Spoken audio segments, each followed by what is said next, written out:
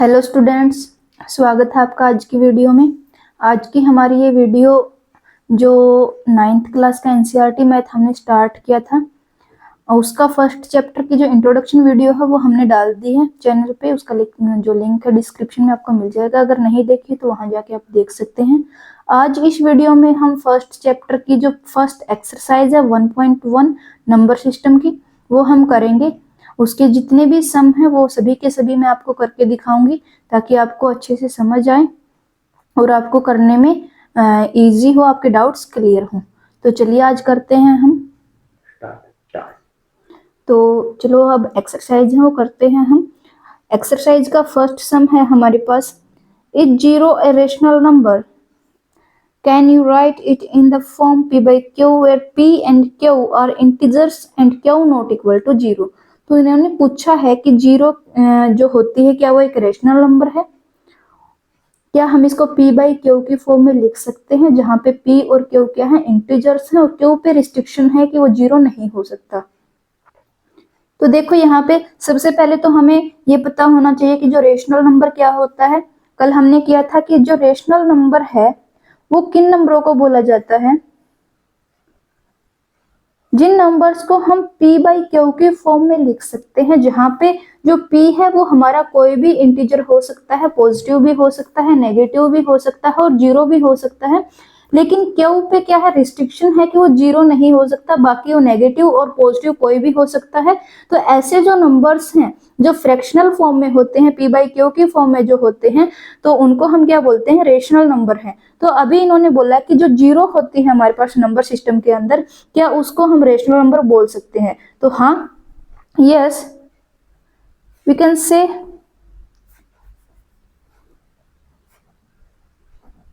That zero is a rational number.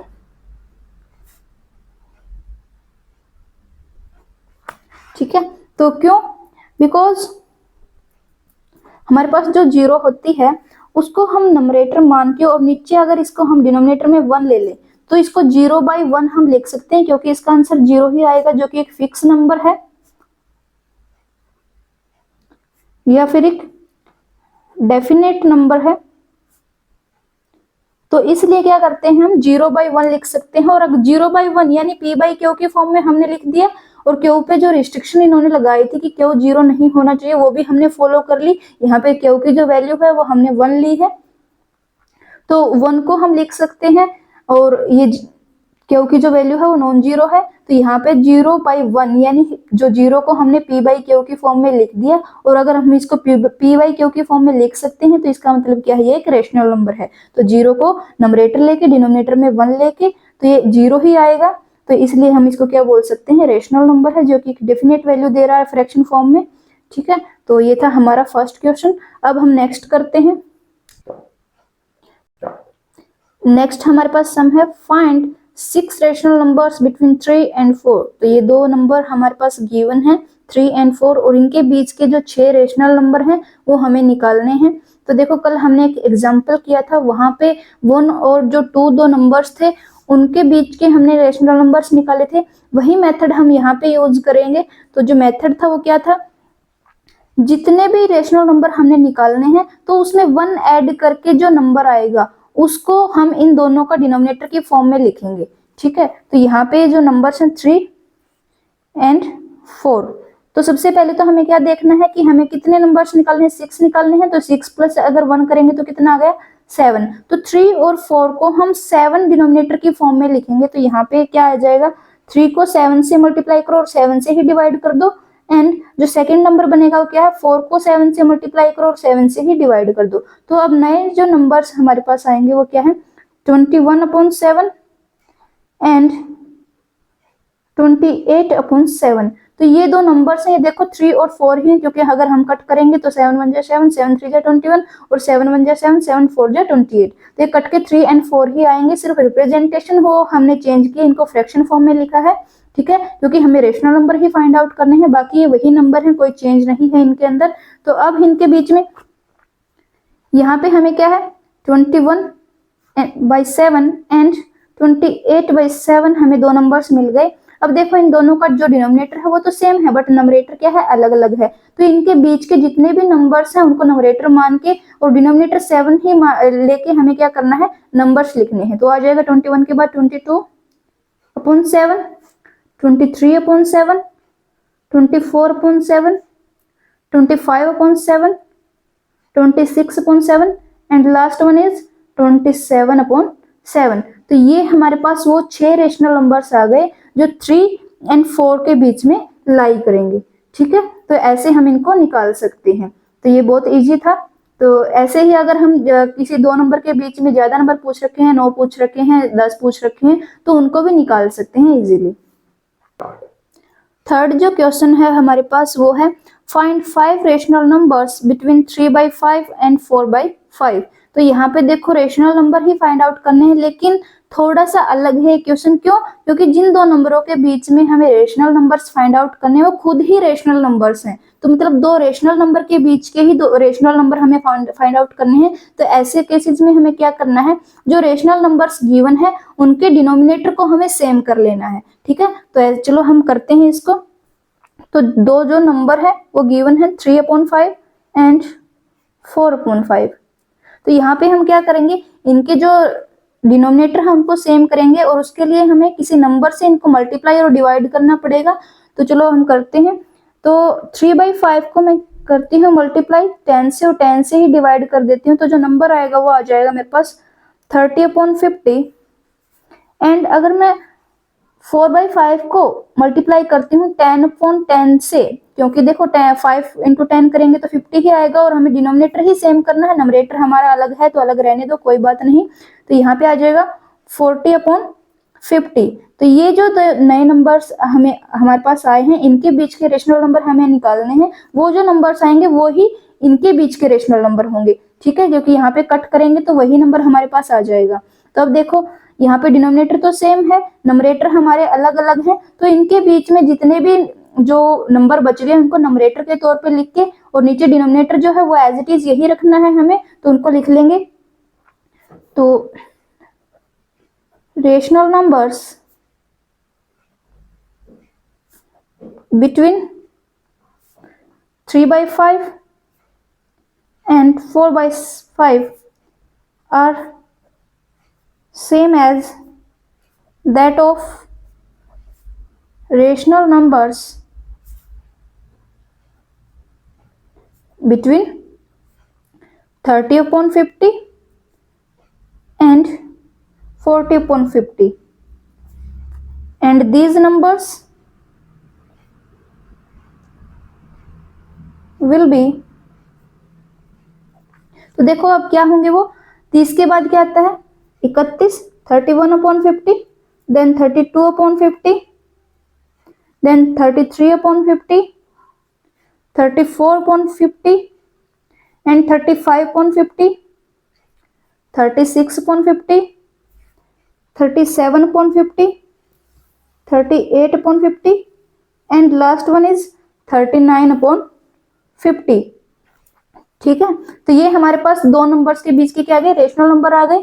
तो यहाँ पे देखो इन्होंने पूछा था सिर्फ 5 रेशनल नंबर के, तो हमारे पास है ये 9 रेशनल नंबर्स हैं। तो इनमें से किन्हीं भी 5 को हम सिलेक्ट कर सकते हैं, वो हमारे राइट आंसर होंगे, कोई गलत नहीं है। और दूसरी बात क्या है, यहाँ पे देखो कुछ जो नंबर्स वो कट कर रहे हैं तो उनको रिड्यूस्ड फ्रैक्शन में हम लिख सकते हैं एज इट इज। अगर आंसर में गिवन है तो एज इट इज छोड़ दीजिए, और अगर कट करके दिया हुआ है तो कट करके आप दे सकते हैं। ठीक है, तो इनमें से कोई भी हम 5 रेशनल नंबर सिलेक्ट कर सकते हैं, वो हमारा आंसर आ जाएगा।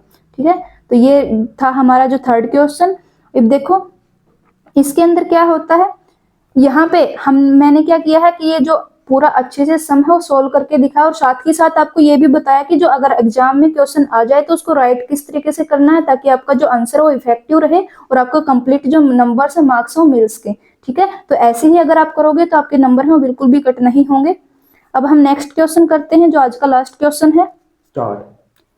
फोर्थ हमारा जो क्वेश्चन है वो है state whether the following statements are true और फॉल्स। यहाँ पे हमें कुछ स्टेटमेंट्स गिवन है तो उनमें हमें बताना है कि वो ट्रू है या फॉल्स है। Give reasons for your answer, और हमारी जो आंसर होगा मतलब हम ट्रू बोलेंगे या फॉल्स बोलेंगे, तो उसके लिए हमें जो एक्सप्लेनेशन भी देनी है कि क्यों बोल रहे हैं, वो ट्रू है तो क्यों है और फॉल्स है तो क्यों है। ठीक है, तो चलो करते हैं। फर्स्ट हमारे पास जो क्वेश्चन है वो है every natural number is a whole number. तो ये बोल रहे हैं कि जो हर एक जो नेचुरल नंबर है वो एक होल नंबर होगा। तो सबसे पहले तो देखो नेचुरल नंबर कौन से होते हैं,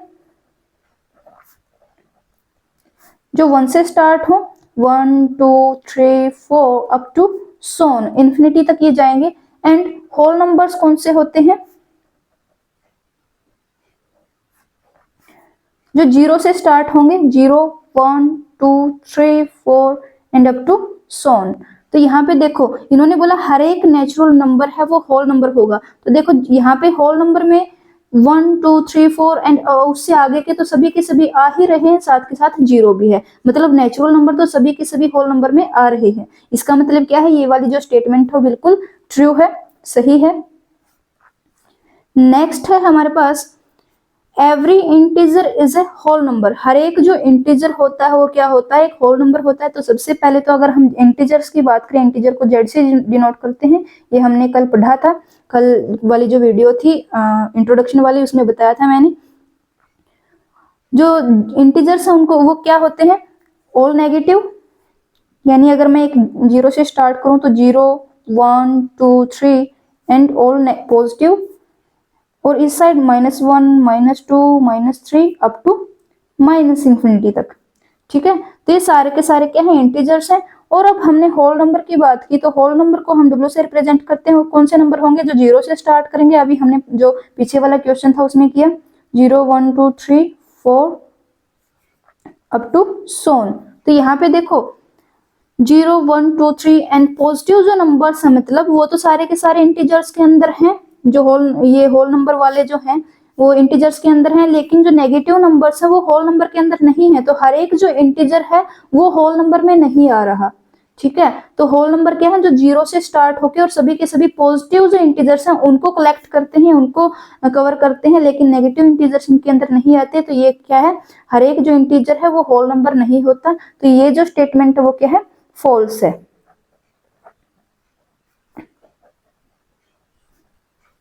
नेक्स्ट है आज का जो लास्ट क्वेश्चन है हमारा, every rational number is a whole number. हर एक जो एक रेशनल नंबर होगा वो एक होल नंबर होगा।